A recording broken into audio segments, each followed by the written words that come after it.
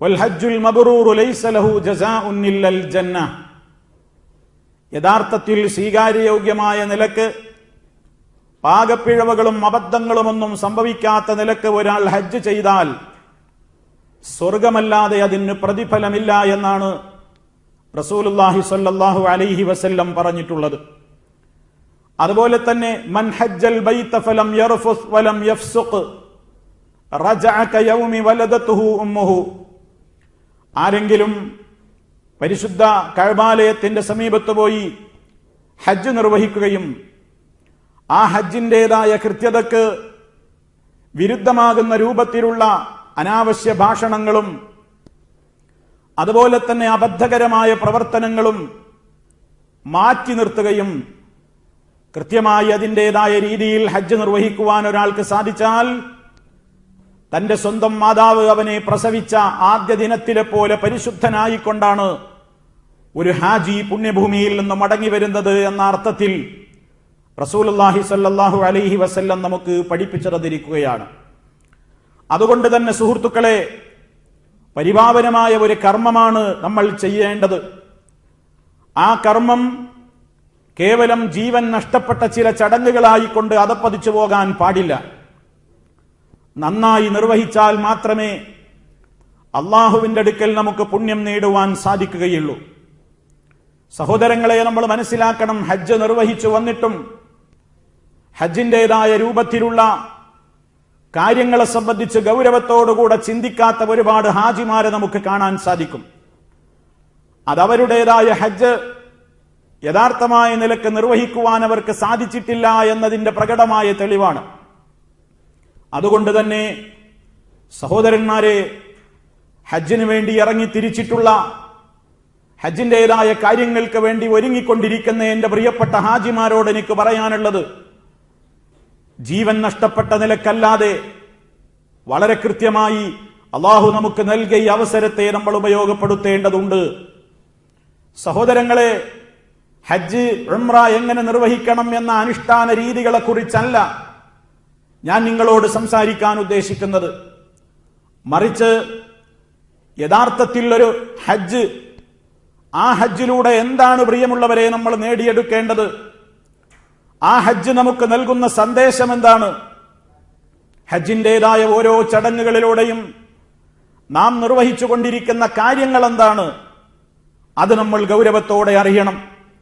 ഏതെങ്കിലും നിലക്ക് കേട്ടുകേൾവിയുടെ അടിസ്ഥാനത്തിലോ അതല്ലെങ്കിൽ ആരെങ്കിലും ചെയ്ത് കണ്ടുകൊണ്ടിരിക്കുന്നത് ചെയ്യുന്നത് ഞാനും അനുഷ്ഠിക്കട്ടെ എന്ന നിലക്കോ അല്ല നാം ഹജ്ജ് നിർവഹിക്കേണ്ടത്. മറിച്ച് ഹജ്ജിന്റെ ആത്മാവ് എന്താണെന്നറിയണം, ഹജ്ജിന്റെ സന്ദേശം എന്താണെന്നറിയണം. ആ ഹജ്ജിലൂടെ നാം നിർവഹിച്ചുകൊണ്ടിരിക്കുന്ന നമ്മുടെ ഇബാദത്തുകളിലൂടെ നമ്മൾ നേടിയെടുക്കേണ്ടുന്ന മഹനീയമായ ആദർശത്തിന്റെ സന്ദേശത്തിന്റെ വക്താക്കളായി നമ്മൾ മാറേണ്ടതുണ്ട്. സഹോദരങ്ങളെ, ഏതൊരു ഇബാദത്തും പോലെ ഹജ്ജും പരിപൂർണമായും അള്ളാഹുവിന് വേണ്ടി ഒരടിമ നിർവഹിക്കേണ്ടുന്ന, ഇഖ്ലാസോടുകൂടെ നിർവഹിക്കേണ്ടുന്ന ഒരു കർമ്മമാണ്. അത് പേര് കിട്ടാനല്ല, ഹാജി എന്ന പേര് കിട്ടാനല്ല, ഒരു ടൂറ് പോകുന്നതല്ല, അതല്ലെങ്കിൽ എന്റെ കുടുംബത്തിലും ബന്ധപ്പെട്ടവരിലുമൊക്കെയുള്ള ധാരാളക്കണക്കിന് ആളുകൾ ഇതിനകം ഹജ്ജ് ചെയ്തല്ലോ, ഇനി ഞാനായിട്ടങ്ങനെ ഹജ്ജ് ചെയ്യാതിരിക്കും എന്ന പേര് തീർക്കാൻ വേണ്ടിയും ആയിരിക്കരുത്. മറിച്ച് വളരെ ഇഖ്ലാസോടുകൂടി ആത്മാർത്ഥമായി കൊണ്ട് നമ്മൾ ഹജ്ജ് ചെയ്തുകൊണ്ടിരിക്കുമ്പോ ആ ഹജ്ജിലൂടെ നമുക്ക് കിട്ടേണ്ടുന്ന ചില പാഠങ്ങളുണ്ട്, ആ ഹജ്ജ് നമുക്ക് നൽകുന്ന ചില സന്ദേശങ്ങളുണ്ട്. അത് നമ്മുടെ നിത്യജീവിതത്തിൽ നമ്മൾ ധാരാളം തവണ പല ഘട്ടങ്ങളിലായി പ്രഖ്യാപിച്ചു കൊണ്ടിരിക്കുന്ന നമ്മുടെ ഷഹാദത്ത് കലിമകളാണ്. അഷ്ഹദു അൻ ലാ ഇലാഹ ഇല്ലല്ലാഹ് വ അഷ്ഹദു അന്ന മുഹമ്മദർ റസൂലുള്ളാഹ്. ആരാധനയ്ക്ക് അർഹനായിക്കൊണ്ട് അല്ലാഹയല്ലാതെ മറ്റാരുമില്ലെന്ന് ഞാൻ സാക്ഷ്യം വഹിക്കുന്നു. അതുപോലെ തന്നെ മുഹമ്മദുൻ സല്ലല്ലാഹു അലൈഹി വസല്ലമ അള്ളാഹുവിന്റെ റസൂലാണെന്നും ഞാൻ സാക്ഷ്യം വഹിക്കുന്നു. ഈ ഷഹാദത്ത് കലിമയുടെ ആദ്യ ഭാഗത്തിൽ അള്ളാഹു നമ്മെ ഉണർത്തുന്നത് തൗഹീദിന്റെ പ്രഖ്യാപനമാണെങ്കിൽ, അതിന്റെ രണ്ടാമത്തെ ഭാഗത്തിലൂടെ അള്ളാഹു അതിലൂടെ നമുക്ക് പഠിപ്പിച്ചു തരുന്നത് നബി സല്ലല്ലാഹു അലൈഹി വസല്ലം പഠിപ്പിച്ചു തന്ന കാര്യങ്ങളെ നമ്മുടെ ജീവിതത്തിൽ കൃത്യമായി പിൻപറ്റാനും അതിനെ ചോദ്യം ചെയ്യാതെ അംഗീകരിക്കാനും ഞാൻ തയ്യാറാണെന്ന കൃത്യമായ പ്രഖ്യാപനമാണ് ഷഹാദത്ത് കലിമയുടെ രണ്ടാമത്തെ ഭാഗത്തിലൂടെ നമ്മൾ കാണുന്നത്.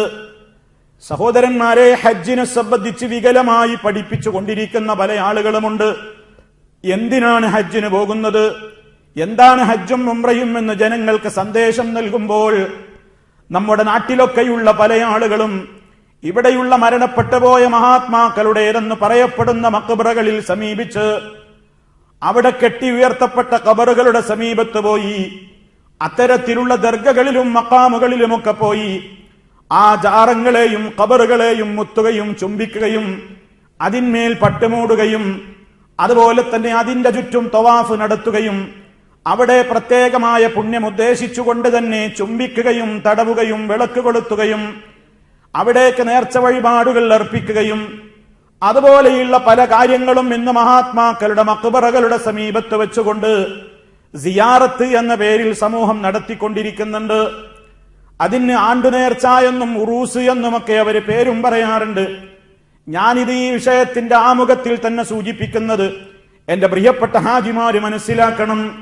ഹജ്ജ് എന്ന് പറഞ്ഞാൽ അതൊരു അന്താരാഷ്ട്ര ഉറൂസാണെന്ന് പറയുന്ന ആളുകളുണ്ട്. അതുപോലെ തന്നെ ഹജ്ജ് എന്ന് പറഞ്ഞാൽ അതൊരു അന്താരാഷ്ട്ര ആണ്ടുനേർച്ചയാണെന്ന് പരിചയപ്പെടുത്തുന്ന ആളുകളുമുണ്ട്.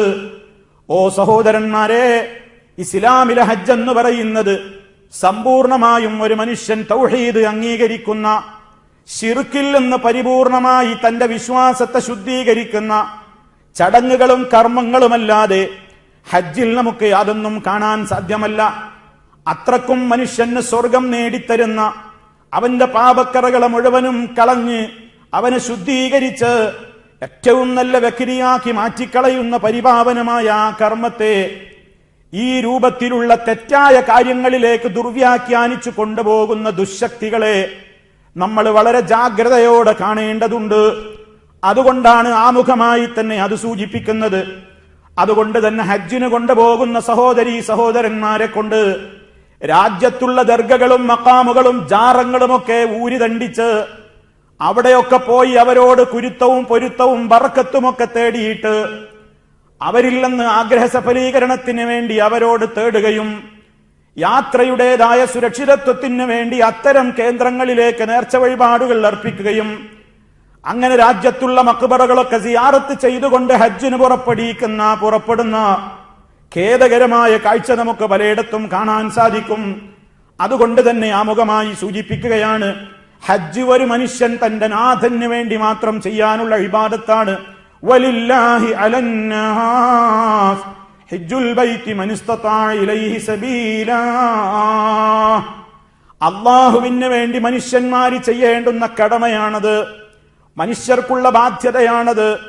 അവിടേക്ക് എത്തിപ്പെടാനും ഇബാദത്തുകൾ നിർവഹിക്കാനുമുള്ള ശാരീരികമായും അതുപോലെ തന്നെ സാമ്പത്തികമായും അങ്ങോട്ട് യാത്രാസംബന്ധമായുമുള്ള മുടക്കങ്ങളും പ്രയാസങ്ങളും പ്രതിബന്ധങ്ങളും ഒന്നുമില്ലാത്ത ആളുകൾ ഹജ്ജിന് പോകൽ അവരുടെ ആയുഷ്കാലത്തിൽ ഒരിക്കലെങ്കിലും നിർബന്ധമാണെന്ന് ഇസ്ലാം പഠിപ്പിക്കുമ്പോൾ അതിൽ നടത്തിക്കൊണ്ടിരിക്കുന്ന ഓരോ കർമ്മങ്ങളും മനുഷ്യൻ അവന്റെ ജീവനേക്കാൾ സ്നേഹിക്കുന്ന ലാ ഇലാഹ ഇല്ലല്ലാഹ് മുഹമ്മദുർ റസൂലുള്ളാഹ് എന്ന കൃത്യമായ ആദർശത്തിന്റെ പ്രഖ്യാപനമാണ്.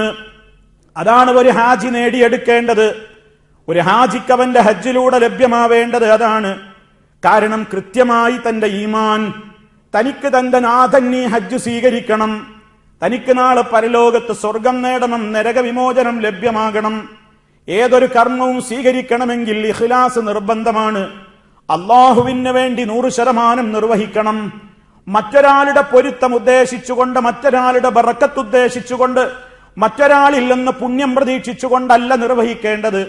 ഏകനായ സർവലോക പരിപാലകനായ അല്ലാഹുവിൽ നിന്ന് മാത്രം പ്രതിഫലം മോഹിച്ചുകൊണ്ട് ഇഖ്ലാസോടുകൂടി ശുദ്ധമായ ധനത്തോടുകൂടി. മാത്രമല്ല മഹാനായ റസൂലുള്ളാഹി സ്വല്ലല്ലാഹു അലൈഹി വസല്ലം ആയിരക്കണക്കിന് സഹാബിമാരെ സാക്ഷ്യം നിർത്തിക്കൊണ്ട് അവിടുന്ന് പുണ്യഭൂമിയിൽ വെച്ച് അവിടുത്തെ വിടവാങ്ങൽ ഹജ്ജിന്റെ ഓരോ ചടങ്ങുകളും കാണിച്ചു കൊടുത്തുകൊണ്ട് സഹാബിമാരോട് അവിടുന്ന് പറഞ്ഞിട്ടുണ്ട്, ഓ സഹാബിമാരെ, ഖുദൂ അന്നീ മനാസികക്കും, നിങ്ങളുടെ ഹജ്ജിന്റെ അനുഷ്ഠാന രീതികൾ നിങ്ങൾ എന്നിൽ നിന്ന് സ്വീകരിക്കുവീൻ. അഥവാ നബി സല്ലല്ലാഹു അലൈഹി വസല്ലമ പഠിപ്പിച്ചു തന്നതുപോലെ കൃത്യമായി അച്ചടക്കത്തോടെ അതിന്റെ നിയമങ്ങളെ കൂട്ടാതെ കുറക്കാതെ വളരെ കണിശമായും കൃത്യമായും നിർവഹിക്കുന്നത് ഇഖ്ലാസോടുകൂടി നമ്മൾ നിർവഹിക്കുകയും ചെയ്താൽ മാത്രമാണ് അല്ലാഹു സുബ്ഹാനഹു വ തആല അത് സ്വീകരിക്കുന്നത്. ഈ അടിസ്ഥാനത്തിൽ നിന്നുകൊണ്ട് വേണം പ്രിയമുള്ളവരെ ഹജ്ജിന്റെ ആത്മാവ് എന്താണെന്ന് നമ്മൾ പഠിക്കാൻ, ഹജ്ജിന്റെ ചൈതന്യം എന്താണെന്ന് നമ്മൾ മനസ്സിലാക്കാൻ. ഒന്നാമതായി തന്നെ ഒരു ഹാജി അവന്റെ ഹജ്ജിലേക്ക് പ്രവേശിക്കുന്നത് ഹജ്ജിലാണെങ്കിലും ഉംറയിലാണെങ്കിലും ഇഹ്റാമിലൂടെയാണല്ലോ. ഇഹ്റാം നിർവഹിക്കാൻ വേണ്ടി ഓരോ പ്രദേശത്തു നിന്നും വരുന്ന ഹാജിമാർക്ക് അല്ലാഹു അവന്റെ റസൂലിന് വഹി അറിയിച്ചു കൊടുത്തതിലൂടെ ചില പ്രത്യേകമായ സ്ഥലങ്ങൾ നിശ്ചയിച്ചിട്ടുണ്ട്. അതിനാണ് മീഖാത്ത് എന്ന് പറയുന്നത്. അവിടെ വെച്ചാണ് ഹാജിമാരി കുളിച്ച് ശുദ്ധിയായി, അതുപോലെ തന്നെ അവരുടെ വസ്ത്രങ്ങൾ മാറ്റിയിട്ട് ഇസ്ലാം നിശ്ചയിച്ചിട്ടുള്ള നിയമങ്ങൾ പാലിച്ചുകൊണ്ടുള്ള വസ്ത്രധാരണ രീതികൾ സ്ത്രീകളും പുരുഷന്മാരുമൊക്കെ അണിഞ്ഞുകൊണ്ട് അവിടെ നിന്നാണ് ഹജ്ജിന്റെ പ്രഖ്യാപനം അവർ നടത്തുന്നത്, അതല്ലെങ്കിൽ ഉംറയുടെ പ്രഖ്യാപനം നടത്തുന്നത്. ഈ അവസരത്തിൽ സഹോദരന്മാരെ, ഏത് സ്ഥലത്ത് വെച്ചാണ് ഇഹ്റാമിൽ പ്രവേശിക്കേണ്ടത്? അല്ലാഹു അവന്റെ റസൂലിലൂടെ നമുക്ക് പഠിപ്പിച്ചു തന്ന അതേ സ്ഥലത്ത് വെച്ച് മാത്രമേ ഇഹ്റാമിൽ പ്രവേശിക്കാൻ പാടുള്ളൂ. ആർക്കെങ്കിലും തോന്നുകയാണ് കുറച്ചുകൂടി ഇപ്പുറത്ത് വെച്ച് ഇഹ്റാം കെട്ടിയാൽ എന്താ, കുറച്ചുകൂടി നേരത്തെ അള്ള പറഞ്ഞ നിയമങ്ങളൊക്കെ ഒന്ന് അനുസരിച്ച് കൂടുതൽ തഖ്വ കിട്ടാനാണെന്ന നിലക്ക് ആരെങ്കിലും അല്ലാഹു അവന്റെ റസൂലിലൂടെ നിശ്ചയിച്ചിട്ടുള്ള ആ മീഖാത്തിനപ്പുറം അതിന്റെ ഇപ്പുറത്ത് വെച്ച് കുറച്ചുകൂടി ഇപ്പുറത്ത് വെച്ച് ഞാൻ ഇഹ്റാമിൽ പ്രവേശിക്കുകയാണെന്ന് പറഞ്ഞാൽ അവന്റെ ഇഹ്റാം സ്വീകാര്യമല്ല, അവന്റെ കർമ്മങ്ങൾ അല്ലാഹുവിന് വേണ്ട. കാരണം അവൻ മുഹമ്മദുർ റസൂലുള്ളാഹി സ്വല്ലല്ലാഹു അലൈഹി വസല്ലമ പഠിപ്പിച്ചു തന്നിട്ടുള്ള നിയമങ്ങളിൽ നിന്ന് പുറത്തു ചാടുകയാണ്. ഞാൻ എന്റെ സഹോദരങ്ങളോടൊരു സംഭവം കേൾപ്പിക്കട്ടെ. മഹാനായ മദീനത്ത് അറിയപ്പെട്ടിരുന്ന പ്രസിദ്ധനായ ഇമാം മാലിക് ഇബ്നു അനസ് റഹിമത്തുള്ളാഹി അലൈഹി, അദ്ദേഹത്തിന്റെ അടുക്കൽ ഒരാൾ വന്നുകൊണ്ട് ചോദിക്കുകയാണ്, മദീനത്ത് വെച്ച് ഞാൻ എവിടെ നിന്നാണ് ഇഹ്റാമിൽ പ്രവേശിക്കേണ്ടത്? അദ്ദേഹം പറഞ്ഞു, മദീനക്കാർക്ക് നബിതങ്ങൾ നിശ്ചയിച്ചതും നബിതങ്ങൾ ഇഹ്റാം നിർവഹിച്ചതുമായ ദുൽഹുലൈഫയുണ്ട്, ഇന്നത്തെ ബിർ അലി എന്ന് പറയപ്പെടുന്ന സ്ഥലം. ആ ദുൽഹുലൈഫയിൽ നിന്നാണ് ഇഹ്റാമിൽ പ്രവേശിക്കേണ്ടത് എന്ന് പറഞ്ഞപ്പോൾ ആ മനുഷ്യൻ പറഞ്ഞു, ഞാൻ അതിന്റെയൊക്കെ എത്രയോ ഇപ്പുറത്ത് വെച്ച് മദീനത്ത് വെച്ച് നബി സല്ലല്ലാഹു അലൈഹി വസല്ലമിന്റെ പള്ളിയുടെ സമീപത്ത് വെച്ച് തന്നെ ഞാനിതാ ഇഹ്റാമിൽ പ്രവേശിക്കാൻ ഉദ്ദേശിക്കുകയാണെന്ന് പറഞ്ഞപ്പോ ഇമാം മാലിക് ഇബ്നു അനസ് റഹ്മത്തുള്ളാഹി അലൈഹി പറഞ്ഞു, ലാ തഫ്അൽ, ചെയ്യാൻ പാടില്ല. കാരണം ഫഇന്നി അഖ്ശാ അലൈക്കൽ ഫിത്ന, ഞാൻ നിനക്ക് ഫിത്ന ഭയപ്പെടുകയാണ്. അദ്ദേഹം ചോദിച്ചു, ഇങ്ങനെ ഇത് ചെയ്യുന്നതിൽ എന്ത് ഫിത്നയാണുള്ളത്? എന്ത് ഫിത്നയാണുള്ളത്? കുറച്ചുകൂടി നേരത്തെ ഇപ്പുറത്ത് വെച്ച് തന്നെ ഞാൻ നിയമങ്ങളൊക്കെ പാലിച്ച് ഒരു പുണ്യകർമ്മത്തിലേക്ക് പ്രവേശിക്കുന്നതിൽ എന്ത് ഫിത്നയാണുള്ളതെന്ന് ഇമാം മാലിക് റഹ്മത്തുള്ളാഹി അലൈഹിയോട് ചോദിച്ചപ്പോൾ അദ്ദേഹം പറയുന്ന മറുപടി, വഅയ്യു ഫിത്നത്തിൻ അഅ്ളമു മിൻ തറാ അന്നക സബഖത ഇലാ ഫളീലത്തിൻ, നീദാ നബി സല്ലല്ലാഹു അലൈഹി വസല്ലം അല്ലാഹുവിന്റെ റസൂലിന് മനസ്സിലാകാത്ത ഒരു ശ്രേഷ്ഠതയിലേക്ക് നീ മുൻകടന്നിരിക്കുന്നു, നബിതങ്ങൾക്കൊന്നും മനസ്സിലാകാത്ത ഒരു പുണ്യകർമ്മം നിനക്ക് കിട്ടിയിരിക്കുന്നു എന്ന തോതിൽ അതിന്റെയൊക്കെ അള്ളാന്റെ റസൂൽ നിശ്ചയിച്ച സ്ഥലത്തേക്ക് പോകാതെ അതിന്റെയൊക്കെ ഇപ്പുറത്ത് വെച്ച് തന്നെ നീ തീരുമാനമെടുക്കുകയാണെങ്കിൽ അത് ശരിയായ തീരുമാനമല്ല. കാരണം വിശുദ്ധ ഖുർആൻ പറഞ്ഞിട്ടുണ്ട്, ഫൽയഹ്ദരില്ലദീന യുഖാലിഫൂന അൻ അംരിഹി അൻ തുസീബഹും ഫിത്നത്തുൻ ഔ യുസീബഹും അദാബുൻ അലീം. നബി സല്ലല്ലാഹു അലൈഹി വസല്ലമിന്റെ കൽപ്പനയ്ക്ക് എതിര് പ്രവർത്തിക്കുന്ന ആളുകൾ മുഴുവനും ഭയപ്പെട്ടുകൊള്ളട്ടെ, അവർക്ക് വല്ല ഫിത്നയും ബാധിക്കുന്നത്, അതല്ലെങ്കിൽ വേദനയേറിയ ശിക്ഷ അവരെ പിടികൂടുന്നത് അവർ സൂക്ഷിച്ചുകൊള്ളട്ടെ, ഭയപ്പെട്ടുകൊള്ളട്ടെ എന്ന് പരിശുദ്ധ ഖുർആൻ പറഞ്ഞിട്ടുണ്ട്. ഈ സംഭവം പ്രിയപ്പെട്ട ഹാജിമാരെ എന്താണ് നമുക്ക് പഠിപ്പിച്ചു തരുന്നത്? ഇസ്ലാം നിശ്ചയിച്ചിടത്ത് നമ്മൾ നിൽക്കണം. നമ്മുടെ വകയായി നല്ലതല്ലേ എന്ന നിലക്ക് അനുഷ്ഠാനങ്ങൾ ചെയ്തുകൂടാ. നമ്മുടെ വകയായി നമ്മൾ ഹജ്ജിലോ ഉംറയുടെയോ കർമ്മങ്ങളിൽ കൂട്ടിച്ചേർത്തുകൂടാ. നമ്മുടെ വകയായി അതിൽ നിന്ന് വല്ലതും കമ്മി വരുത്താനും പാടില്ല. ഉള്ളതുപോലെ തന്നെ നമ്മൾ നിർവഹിക്കേണ്ടതുണ്ട്. ആ ഒരു അടിസ്ഥാനം ഹജ്ജിന്റെയും ഉംറയുടെയും എല്ലാ ചടങ്ങുകളിലും നമ്മൾ ശ്രദ്ധിക്കണം. അതുകൊണ്ട് അള്ളാഹുവിന്റെ റസൂല് നിശ്ചയിച്ച സ്ഥലത്ത് നിന്ന് ഹാജിമാരി ഇഹ്റാമിൽ പ്രവേശിച്ച് അവരതാ ഹജ്ജിന്റെയും ഉംറയുടെയും ഒക്കെ പ്രഖ്യാപനം നടത്തുകയാണ്. ആ പ്രഖ്യാപനം നടത്തിയ സമയം മുതലതാ അവര് ചൊല്ലിക്കൊണ്ടിരിക്കുന്ന തെൽബിയത്ത്, ആ തെൽബിയത്ത് തന്നെയും ഈ ഹജ്ജിന്റെ ജീവനാണ് നമുക്ക് പഠിപ്പിച്ചു തരുന്നത്. ഓ ഹാജിമാരെ, ഇഹ്റാമിൽ പ്രവേശിച്ചത് മുതൽ നമ്മൾ നിർവഹിച്ചു കൊണ്ടിരിക്കുന്ന തൽബിയത്തുണ്ടല്ലോ, ലബ്ബൈക അല്ലാഹുമ്മ ലബ്ബൈക ലബ്ബൈക ലാ ശരീക ലക് ഇന്നൽ ഹംദ വന്നിഅമത ലക വൽ മുൽക് ലാ ശരീക ലക് ലബ്ബൈക അല്ലാഹുമ്മ ലബ്ബൈക ലബ്ബൈക ലാ ശരീക ലക ലബ്ബൈക ഇന്നൽ ഹംദ വന്നിഅമത ലക വൽ മുൽക് ലാ ശരീക ലക്. ഈ പ്രഖ്യാപനത്തിലൂടെ ലബ്ബൈക അല്ലാഹുമ്മ, അല്ലാഹുവേ നീ പറയുന്നത് മുഴുവനും അനുസരിച്ചുകൊണ്ട്, നിന്റെ കൽപ്പനകളെ മുഴുവനും ശിരസാവഹിച്ചുകൊണ്ട്, വിനീതനായ അടിമയായിക്കൊണ്ട്, നീ പറഞ്ഞിടത്ത് നിൽക്കാൻ അനുസരണയുള്ളവരടിമയായിക്കൊണ്ട് ഞാൻ തയ്യാറാണെന്ന പ്രഖ്യാപനമാണ് തെൽബിയത്തിലൂടെ ഹാജിമാര് മുഴക്കുന്നത്. അതോടൊപ്പം അവർ റബ്ബിനോട് പറയുന്നു, റബ്ബേ നിനക്ക് യാതൊരു പങ്കാളിയുമില്ല, നിന്റെ പ്രീതി മാത്രം ഉദ്ദേശിച്ചുകൊണ്ടാണ് ഞാൻ ഹജ്ജും ഉംറയും ചെയ്യുന്നത്, നിനക്ക് വേണ്ടി മാത്രമാണ് ഞാൻ ചെയ്യുന്നത്, നിന്നിൽ നിന്നാണ് ഞാൻ മുഴുവൻ രക്ഷയും പ്രതീക്ഷിക്കുന്നത്, നിനക്കാണെങ്കിൽ യാതൊരു പങ്കാളിയുമില്ല, എല്ലാ സ്തുതിയും നിനക്കാണ് അർഹതപ്പെട്ടത്, മുഴുവൻ സ്തുതിക്കും അർഹതപ്പെട്ട ഒരേ ഒരു ശക്തി റബ്ബേ നീ മാത്രമാണ്. അതുപോലെ തന്നെ മുഴുവൻ അനുഗ്രഹങ്ങളും, എല്ലാ അനുഗ്രഹങ്ങളും ഞാൻ ആസ്വദിച്ചു കൊണ്ടിരുന്നതും ആസ്വദിച്ചു കൊണ്ടിരിക്കുന്നതുമായ എല്ലാ നിഅമത്തുകളും അല്ലാഹുവേ നിന്നിൽ നിന്ന് കിട്ടിയതാണ്. എനിക്ക് ലഭ്യമായിട്ടുള്ളതും എല്ലാ കാര്യങ്ങളും അല്ലാഹുവേ നിന്നിൽ നിന്ന് മാത്രമാണ്. സർവാധികാരവും ആധിപത്യവും നിനക്ക് മാത്രമാണ്. ലാ ശരീക ലക, നിനക്കൊരു പങ്കാളിയുമില്ല എന്നിങ്ങനെ സർവലോക പരിപാലകനായ അല്ലാഹുവിന്റെ കഴിവിനെ അംഗീകരിച്ചുകൊണ്ടും തന്റെ കഴിവുകേടിനെയും ദുർബലതയെയും പ്രഖ്യാപിച്ചുകൊണ്ടും തൗഹീദിനെ അരക്കിട്ടുറപ്പിച്ചുകൊണ്ട് സർവലോക പരിപാലകനായ അല്ലാഹുവിലേക്ക് മാത്രം തന്റെ മനസ്സിനെ തിരിച്ചുവെച്ച് അവനിൽ നിന്ന് മാത്രം ഗുണത്തെ പ്രതീക്ഷിച്ചുകൊണ്ട്, അവന്റെ രക്ഷയെ പ്രതീക്ഷിച്ചുകൊണ്ട് ഇഖ്ലാസോടെ ഹാജിമാരിങ്ങനെ അവനെ സ്തുതിച്ചുകൊണ്ട് മുന്നേറുന്ന കാഴ്ചയാണ് തൽബിയത്തിലൂടെ നമുക്ക് കാണാൻ സാധിക്കുന്നത്. ആ രൂപത്തിൽ പ്രിയപ്പെട്ടവരെ, നബി സല്ലല്ലാഹു അലൈഹി വസല്ലം നമുക്ക് പഠിപ്പിച്ചു തന്നതുപോലെ ഇഹ്റാമിൽ പ്രവേശിക്കുകയും അവിടുന്ന് നിശ്ചയിച്ച ദിക്റുകളും ദുആകളും നിർവഹിക്കുകയും അതുപോലെ തന്നെ അതിന്റെ ആശയങ്ങൾ ശരിക്കും നിർവഹിച്ചുകൊണ്ട് പുരുഷന്മാരതാ തവാഫിന്റെ ഘട്ടത്തിൽ ആ പരിശുദ്ധമായ കഅബയുടെ സമീപത്ത് പോയി നിൽക്കുമ്പോൾ തവാഫ് ആരംഭിക്കുന്ന വേളയിൽ അവരുടെ ഡ്രസ്സ് ഒന്ന് മാറ്റം വരുത്തുന്നു. അഥവാ അവന്റെ വലതുഭാഗത്തെ ചുമൽ ഭാഗം വെളിവാക്കിക്കൊണ്ട് പ്രത്യേകമായ രീതിയിൽ അവന്റെ മേൽമുണ്ട് ധരിച്ചുകൊണ്ട് അവനതാ തവാഫ് ആരംഭിക്കുകയാണ്. ആ തവാഫ് ആരംഭിക്കുന്ന വേളയിൽ മാത്രമേ ഇങ്ങനെ ഈ രൂപത്തിൽ വസ്ത്രം മേൽമുണ്ട് ധരിക്കേണ്ടതുള്ളൂ. ചില ആളുകളൊക്കെ മീഖാത്തിൽ വെച്ച് ഇഹ്റാമിൽ പ്രവേശിക്കുന്ന അതേ സമയം മുതൽ തന്നെ ഈ രീതിയിൽ വസ്ത്രം ഇങ്ങനെ വലതുഭാഗത്തെ ചുമൽ ഒഴിവാക്കിക്കൊണ്ട് ആ രൂപത്തിൽ പുരുഷന്മാര് വസ്ത്രം ധരിച്ച് കാണാറുണ്ട്. അത് നബിചര്യയിൽ പെട്ടതല്ല. മേൽമുണ്ട് ശരിക്കും ചുമലിൽ രണ്ട് ചുമലും മറയുന്ന നിലക്ക് തന്നെയാണ് ധരിക്കേണ്ടത് പുരുഷന്മാര്. എന്നാൽ തവാഫിന്റെ വേളയിൽ മേൽമുണ്ട് അവന്റെ പ്രത്യേകമായ രീതിയിൽ അവൻ മാറ്റിവെച്ചുകൊണ്ട് ആദ്യമായി അവൻ നിർവഹിക്കുന്ന തവാഫിന്റെ വേളയിൽ വലതുഭാഗത്തെ ചുമൽ വെളിവാകുന്ന നിലക്ക് അവന്റെ മേൽമുണ്ട് മാറ്റിയിട്ടാണ് അവൻ തവാഫ് ആരംഭിക്കേണ്ടത്. അല്ലാഹു സുബ്ഹാനഹു വ തആല നിശ്ചയിച്ച സ്ഥലത്ത് നിന്നാണ് നിർവഹിക്കേണ്ടത്.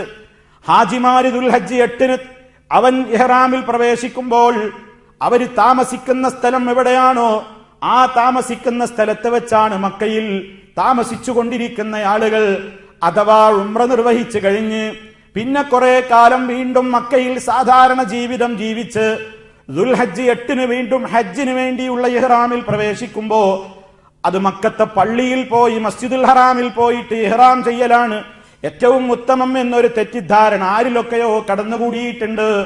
അതും തിരുത്തപ്പെടേണ്ട ധാരണയാണ്. അവരവർ താമസിക്കുന്നിടത്ത് വെച്ച് തന്നെയാണ് ദുൽഹജ്ജ് 8 അവർ ഇഹ്റാമിൽ പ്രവേശിക്കേണ്ടത്. ശരി സഹോദരന്മാരെ, ഇനി തവാഫ് ചെയ്യുന്ന വേളയിൽ നമ്മൾ എന്ത് ശ്രദ്ധിക്കണം? നമ്മൾ എവിടെയാ പോയി നിൽക്കുന്നത്? ഏത് ഭവനത്തെയാണ് പ്രദക്ഷിണം വെക്കുന്നത്? ഇന്ന അവ്വല ബൈത്തിൻ മുദിഅ ലിന്നാസ് ലല്ലദീ ബിബക്കത മുബാറകം വഹുദൽ ലിൽ ആലമീൻ ഫീഹി ആയാതും ബയ്യിനാതും മഖാമു ഇബ്രാഹീം എന്നൊക്കെ പരിശുദ്ധ ഖുർആൻ വിശേഷിപ്പിച്ചിട്ടുള്ള അല്ലാഹുവിനെ മാത്രം ആരാധിക്കുവാൻ വേണ്ടി അനുഗ്രഹീതമായ ബക്ക പ്രദേശത്ത് സ്ഥാപിതമായിട്ടുള്ള ഒന്നാമത്തെ ഭവനം സർവലോകർക്കും സന്മാർഗത്തിന്റെ കേന്ദ്രവും കേദാരവുമായി കൊണ്ട് നിർമ്മിക്കപ്പെട്ടിട്ടുള്ള ആ പ്രത്യേകമായ ഭവനം, ആ ഭവനത്തെയാണ് തനിക്ക് തവാഫ് ചെയ്യേണ്ടത്. അവിടെ തവാഫിന് പോയി നിൽക്കുമ്പോൾ തന്നെ ഹാജിമാരുടെ മനസ്സിലതാ ധാരാളക്കണക്കിന് ഓർമ്മകൾ ഇങ്ങനെ കടന്നു വരികയാണ്. അവൻ ആദ്യം മനസ്സിലാക്കണം, ഈ ഭൂമിയിൽ ഈ കെട്ടിടത്തിന്റെ ചുറ്റും മാത്രമേ ഞാൻ തവാഫ് ചെയ്യുന്നുള്ളൂ. ലോകത്ത് എത്ര തന്നെ ആരുടെ ഭവനങ്ങളുണ്ടെങ്കിലും, എത്ര വലിയവന്മാരുടെ ഭവനങ്ങളാണെങ്കിലും, അവർ ജീവിച്ച് താമസിക്കുന്ന സ്ഥലമാണെങ്കിലും, മരണപ്പെട്ടയിടത്താണെങ്കിലും ഒരു സ്ഥലത്തും മുസ്ലിമിന് തവാഫ് ചെയ്യാൻ പാടുള്ളതല്ല. ലോകത്ത് മുസ്ലിമീങ്ങൾക്ക് ഒരു കെട്ടിടം തവാഫ് ചെയ്യാൻ അനുവാദമുള്ള ഒരേ ഒരു കെട്ടിടം അത് പരിശുദ്ധ കഅബാലയത്തിന്റെ ചുറ്റുഭാഗം മാത്രമാണ്. അതുകൊണ്ട് തന്നെ മുസ്ലിമീങ്ങൾക്ക് തവാഫ് ലോകത്ത് ഒന്നേയുള്ളൂ, അത് പരിശുദ്ധ കഅബാലയം മാത്രം തവാഫ് ചെയ്യുക എന്നതാണ് ഇസ്ലാമിന്റെ നിയമം. അതല്ലാത്ത ഒരു ഭവനത്തെയും തവാഫ് ചെയ്യൽ, നമ്മുടെ പല നാടുകളിലും പല ദർഗകളും മഖാമുകളും ജാറങ്ങളുമൊക്കെ പ്രദക്ഷിണം വെക്കുന്ന, വലം വെക്കുന്ന, ചുറ്റി നടക്കുന്ന പല രൂപത്തിലുള്ള കാഴ്ചകളും കാണാറുണ്ട്. അതെല്ലാം ശിർക്കൻ പ്രവർത്തനങ്ങളാണ്. അതേ അവസരത്തിൽ ഒരു മുസൽമാൻ തന്റെ റബ്ബിന് വേണ്ടി അവൻ നിശ്ചയിച്ച സ്ഥലത്ത് പരിശുദ്ധ കഅബാലയത്തിന്റെ ചുറ്റുഭാഗത്തും അവൻ നിശ്ചയിച്ച ഹജറുൽ അസ്വദ് എന്ന് പറയുന്ന ആ പ്രത്യേകമായ ശിലയുള്ള മൂലയിൽ നിന്ന് അവനതാ റബ്ബിന്റെ നാമമുച്ചരിച്ചുകൊണ്ട് അവൻ തവാഫ് ആരംഭിക്കുന്നു. അവിടെ എത്തുമ്പോൾ ഒരു ചുറ്റുപൂർത്തിയാകുന്നു. അങ്ങനെ 7 തവണ അവനതാ തൗഹീദിന്റെ പ്രഖ്യാപനമാണ്. ഏകനായ നാഥനാണ്, ആ ഏകനായ നാഥന്റെ ഭവനമാണ്. ആ ഭവനത്തിന്റെ ചുറ്റും അവൻ ഇങ്ങനെ കറങ്ങിക്കൊണ്ടിരിക്കുകയാണ്. ആ സമയത്തതാ അവന്റെ മനസ്സിൽ താനും തന്റെ റബ്ബും മാത്രം. തന്റെ റബ്ബ് എല്ലാം കേട്ടുകൊണ്ടിരിക്കുന്നു, എല്ലാം കണ്ടുകൊണ്ടിരിക്കുന്നു. അവന് ഏറ്റവും ഇഷ്ടപ്പെട്ട അവന്റെ ഭവനത്തിന്റെ ചുറ്റുമാണ് ഞാനുള്ളത്. അവിടെയതാ അവന്റെ മനസ്സിൽ മറ്റൊരു ചിന്തകളും കടന്നു വരുന്നില്ല. അവൻ സർവലോക രക്ഷിതാവിലേക്ക് അവന്റെ മനസ്സിനെ ഇങ്ങനെ തിരിച്ചുകൊണ്ടിരിക്കുകയാണ്. തൗഹീദ് പ്രഖ്യാപിക്കപ്പെട്ട ആ മണിമന്ദിരം, അനേകായിരം അമ്പിയാക്കൾ തവാഫ് ചെയ്തിട്ടുള്ള ആ പ്രത്യേകമായ മണിമന്ദിരം, ഒരുപാട് മഹത്തുക്കൾ വന്നു ചേർന്നിട്ടുള്ള ആ പ്രത്യേകമായ കഅബാലയം എന്ന് പറയുന്ന മന്ദിരം, ലാ ഇലാഹ ഇല്ലല്ലാഹ് എന്ന ആദർശത്തിന് വേണ്ടി അത് പ്രഖ്യാപിച്ചതിന്റെ പേരിൽ മഹാനായ മുഹമ്മദുർ റസൂലുള്ളാഹി സ്വല്ലല്ലാഹു അലൈഹി വസല്ലമിനെ ശത്രുക്കൾ മർദ്ദിക്കാനും പീഡിപ്പിക്കാനും ഒരുങ്ങിയ ഓർമ്മ വരെ ആ വിശുദ്ധ കഅബാലയത്തിന്റെ സമീപത്തെത്തുമ്പോൾ മുഅ്മിനീങ്ങൾക്ക്, മുസ്ലിമീങ്ങൾക്ക് ഓർമ്മ വരികയാണ്. അവിടെയും സഹോദരന്മാരെ, ആ കഅബ തവാഫ് ചെയ്തുകൊണ്ടിരിക്കുമ്പോൾ എന്താണ് നമ്മൾ ചൊല്ലേണ്ടത്? പ്രത്യേകിച്ച് ദിക്റുകളും ദുആകളുമൊന്നും തവാഫിന്റെ വേളയിൽ ഇസ്ലാം പഠിപ്പിച്ചിട്ടില്ല. അവിടെ പരിശുദ്ധ കഅബാലയത്തിന്റെ 4 മൂലകളിൽ ഹജറുൽ അസ്വദുള്ള മൂല ഒന്നാമത്തെ മൂലയായി എണ്ണിയാൽ അവിടെ നിന്ന് 2, 3, 4 നാലാമത്തെ മൂലയാണ് റുക്നുൽ യമാനി. ആ റുക്നുൽ യമാനിയുടെയും ഹജറുൽ അസ്വദുള്ള മൂലയുടെയും ഇടയ്ക്ക് വെച്ച് അതിലൂടെ പാസ് ചെയ്യുമ്പോ, നടന്നുകൊണ്ടിരിക്കുമ്പോ റബ്ബനാ ആതിനാ ഫിദ്ദുനിയാ ഹസനതൻ വഫിൽ ആഖിറതി ഹസനതൻ വഖിനാ അദാബന്നാർ, ഞങ്ങളുടെ രക്ഷിതാവേ നീ ഞങ്ങൾക്ക് ഈ ലോകത്ത് നല്ലത് തരണം, പരലോകത്ത് മരണാനന്തരവും നല്ലത് തരണം, നരകശിക്ഷയിൽ നിന്ന് നീ ഞങ്ങളെ കാത്തുകൊള്ളേണമേ എന്ന് സർവലോക പരിപാലകനായ റബ്ബിനെ വിളിച്ചുകൊണ്ടുള്ള പ്രാർത്ഥനയാണ് പ്രത്യേകിച്ച് ചൊല്ലാൻ പ്രത്യേകം നിയമിക്കപ്പെട്ടിട്ടുള്ള ഒരേ ഒരു പ്രാർത്ഥന. അതല്ലാത്ത സമയങ്ങളിലൊക്കെ നമുക്ക് മറ്റേത് കാര്യങ്ങൾക്ക് വേണ്ടിയും പ്രാർത്ഥിക്കാം. നമ്മുടെ ദുന്യവിയും ഉഖറവിയും അഥവാ ഐഹികവും പാരത്രികവുമായ നേട്ടങ്ങൾക്ക് വേണ്ടി ധാരാളമായി അല്ലാഹുവിനോട് ചോദിക്കേണ്ടുന്ന സന്ദർഭമാണത്. പക്ഷേ അവിടെ വെച്ച് പോലും അല്ലാഹുവല്ലാത്തവരോട് പ്രാർത്ഥിക്കുന്ന, അല്ലാഹുവല്ലാത്തവരുടെ ഹക്കും ജാഹും ബർക്കത്തും കൊണ്ട് ദുആയിരക്കുന്ന പാമര ജനങ്ങളെ നമുക്ക് കാണുവാൻ സാധിക്കും. കാരണം അത്തരത്തിലുള്ള അന്ധവിശ്വാസങ്ങൾ അവരുടെ മനസ്സുകളിൽ ഹജ്ജ് ക്ലാസുകൾ എന്ന പേരിൽ പലരും കുത്തിവെച്ചു കൊടുത്തിട്ടുമുണ്ട്. സഹോദരന്മാരെ, സാന്ദർഭികമായി ഓർമ്മപ്പെടുത്തട്ടെ, പരിശുദ്ധ കഅബാലയത്തിന്റെ ഹിജ്റി ഇസ്മായിൽ എന്ന് പറയുന്ന ആ പ്രത്യേകമായ രൂപത്തിലുള്ള ആ സ്ഥലത്ത്, അതിന്റെ ആ ഭാഗത്ത് 70ഓളം നബിമാരുടെ ഖബറുകൾ ഉണ്ടെന്ന കളവ് ഈ സമൂഹത്തിന്റെ മുമ്പിൽ ചില പുരോഹിതന്മാര് പ്രചരിപ്പിച്ചിട്ടുണ്ട്. ഇബ്രാഹിം അലൈഹിസ്സലാം, ഇസ്മായിൽ അലൈഹിസ്സലാം, ഹാജറ റളിയല്ലാഹു അൻഹാ തോലെയുള്ള പ്രഗൽഭമതികളായ ആളുകളുടേതടക്കം 70ഓളം ആളുകളുടെ ഖബറുകൾ ആ ഹിജ്റിൽ അടക്കം ചെയ്യപ്പെട്ടിട്ടുണ്ട് എന്ന് കളവ് ഈ സമൂഹത്തോട് പ്രമാണങ്ങളുടെ പിൻബലമില്ലാതെ പലരും പഠിപ്പിച്ചു കൊടുത്തിട്ടുണ്ട്.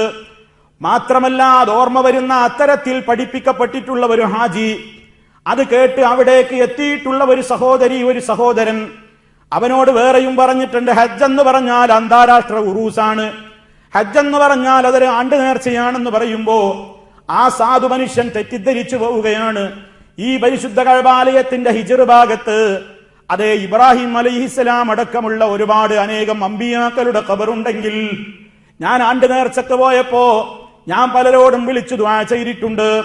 ആ ഖബറിൽ കിടക്കുന്ന മഹാത്മാക്കളോട് ഞാൻ വിളിച്ച് സങ്കടം പറഞ്ഞിട്ടുണ്ട്. രോഗശമനത്തിന് വേണ്ടി ഞാൻ അവരോട് തേടിയിട്ടുണ്ട്. ആഗ്രഹ സഫലീകരണത്തിന് വേണ്ടി ഞാൻ അവരെ വിളിച്ചു തേടിയിട്ടുണ്ട്. എങ്കിൽ ഇത്രയേറെ മഹാന്മാര് 10-70ഓളം ആളുകൾ ഇവിടെ കിടക്കുന്നുവെങ്കിൽ, അവരുടെ ഖബറുകൾ ഇവിടെ ഉണ്ടെങ്കിൽ, ഞാൻ എന്തിന് അവസരം പാഴാക്കണം എന്ന നിലക്ക് ആ ഹിജ്റിന്റെ ഭാഗത്തുകൂടെ അവര് പോകുമ്പോ അവര് അമ്പിയാക്കളോട് തേടിയാൽ, അതല്ലെങ്കിൽ യാ ഇബ്രാഹിം, യാ ഇസ്മായിൽ, അതല്ലെങ്കിൽ യാ ഹാജറ എന്നിങ്ങനെ ഇബ്രാഹിം നബിയെ രക്ഷിക്കണേ, ഇസ്മായിൽ നബിയെ രോഗം ശിഫയാക്കണേ, ഹാജറ ബീവിയെ എന്റെ ആഗ്രഹങ്ങൾ സഫലീകരിച്ചു തരണേ എന്നെങ്ങാനും പറഞ്ഞു പോയാൽ ആരാണതിന് ഉത്തരവാദി? പിന്നെ എന്തിന് ലക്ഷങ്ങൾ ചെലവഴിച്ച് ഹാജിമാരെ നിങ്ങൾ അങ്ങോട്ട് വന്നു? എന്തിനങ്ങോട്ട് പോയി? അപ്പൊ അല്ലാത്തവരോടുള്ള ഒരു പ്രാർത്ഥനയും ഹജ്ജിന്റെ ഒരു ചടങ്ങുകളിലുമില്ല. ഇഹ്റാമിന്റെ സമയം മുതൽ പ്രഖ്യാപിക്കുന്ന ലബ്ബൈക് അല്ലാഹുമ്മ ലബ്ബൈക്, അത് മുതൽക്ക് ഹജ്ജിന്റെ ഓരോ ചടങ്ങുകളിലും കർമ്മങ്ങളിലുമൊക്കെ മുഴച്ചു നിൽക്കുന്നത് ഏകനായ അല്ലാഹുവിന്റെ തൗഹീദിനെ അരക്കിട്ടുറപ്പിക്കുന്ന പ്രഖ്യാപനങ്ങൾ മാത്രമാണ്.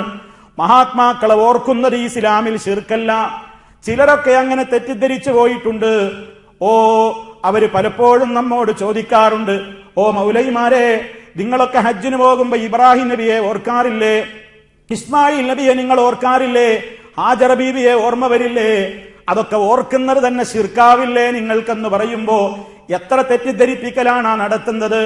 മഹാന്മാരായ അമ്പിയാക്കളെ മുഴുവനും അവിടെ വെച്ച് ഓർക്കുന്നതും തെറ്റല്ല. പക്ഷേ ഒരു നബിയോടും വിളിച്ചു പ്രാർത്ഥിച്ചുകൂടാ. ഇബ്രാഹിം നബിയെ, ഇസ്മായിൽ നബിയെ, ഹാജറ ബീവിയെ ഒരാളെയും വിളിച്ചു തേടാൻ പാടില്ല. ഒരു ചടങ്ങുകളിലും ഹജ്ജിൽ അത് പഠിപ്പിക്കപ്പെട്ടിട്ടില്ല. ഇനി അവരെ നേരിട്ട് വിളിച്ച് പ്രാർത്ഥിക്കുന്ന ഇസ്തിഗാസയോ നേരിട്ടുള്ള സഹായത്തേട്ടമോ നടത്തേണ്ടതില്ലെങ്കിൽ അവരുടെ ഹഖ് ജാഹ് ബർക്കത്ത് കൊണ്ടുള്ള പ്രാർത്ഥന ഹജ്ജിന്റെ ഏതെങ്കിലും ചടങ്ങുകളിലുണ്ടോ? ബിഹഖ് ഇബ്രാഹിം, ഇബ്രാഹിം നബിയുടെ ഹഖ് കൊണ്ട്, ഇസ്മായിൽ അലൈഹിസ്സലാമിന്റെ ജാഹ് കൊണ്ട്, അതുപോലെ തന്നെ ഹാജറ റളിയല്ലാഹു അൻഹയുടെ ബറക്കത്ത് കൊണ്ട് എന്റെ പാപം പൊറുക്കണേ, എന്റെ രോഗം ശിഫയാക്കണേ, എന്റെ ആഗ്രഹം സഫലീകരിച്ചു തരണേ അല്ലാ എന്ന് അള്ളാനോട് ഇവരുടെ ഹഖ് ജാഹ് ബർക്കത്ത് പറഞ്ഞുകൊണ്ടുള്ള ഒരു ദുആ പോലും ഹജ്ജിന്റെ ചടങ്ങുകളിൽ എവിടെയും നമുക്ക് കാണാൻ സാധ്യമല്ല. അതുകൊണ്ട് തന്നെ ആ പ്രഖ്യാപിക്കുന്ന തൽബിയത്തിന്റെ ആശയത്തിന് വിരുദ്ധമായതൊന്നും തന്നെ ഹജ്ജിൽ ഹാജിമാർക്ക് നിർവഹിക്കാനില്ല.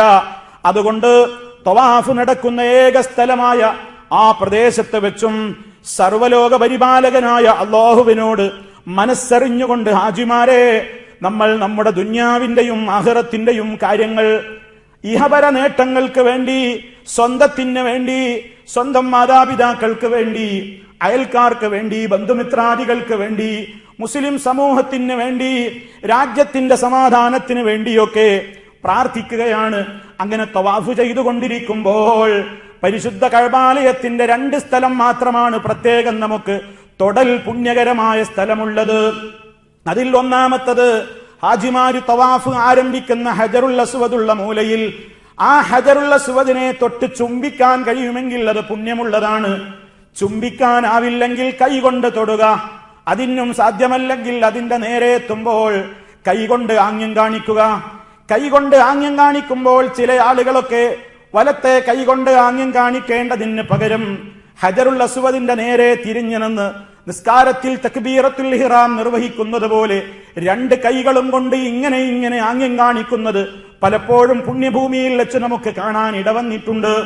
അത് ശരിയായ രീതിയല്ല. അത് ഇസ്ലാം പഠിപ്പിച്ച രീതിയല്ല. മറിച്ച് ഇസ്ലാം പഠിപ്പിക്കുന്ന രീതി വലത് കൈ കൊണ്ട് ഇങ്ങനെ ആംഗ്യം കാണിക്കുക, 2 കൈ പൊക്കി കാണിക്കേണ്ടുന്ന കാര്യമില്ല. അതുപോലെ തന്നെ പിന്നീട് നമുക്ക് 4ാമത്തെ മൂലയിൽ എത്തുമ്പോൾ, അഥവാ റുക്നുൽ യമാനി, അവിടെ നമുക്ക് തൊട്ട് തടവാൻ അവസരം കിട്ടുമെങ്കിൽ അവിടെ തടവൽ സുന്നത്താണ്. തടവൽ ഇസ്ലാം നിശ്ചയിച്ച കാര്യമാണ്. ഇനി ഒരാൾക്ക് തടവാൻ സാധ്യമായില്ലെങ്കിലോ അവിടെ തടവേണ്ടതില്ല. അവൻ ആ ഭാഗത്തെത്തുമ്പോൾ കൈകൊണ്ട് ആംഗ്യം കാണിക്കേണ്ടതുമില്ല, വെറുതെ അങ്ങ് കടന്നുപോയാൽ മതി. തടവാൻ നിശ്ചയിക്കപ്പെട്ട റുക്കുനുൽ യമാനിയുടെ മുകളിലും അതിന്മേലും ചില ആളുകളൊക്കെ മുത്താനും ചുംബിക്കാനും തിരക്ക് കൂട്ടുന്നതായി കാണാം. അവിടെ ചുംബിക്കലും മുത്തലും സുന്നത്തില്ല, തടവൽ മാത്രമാണ് സുന്നത്ത്.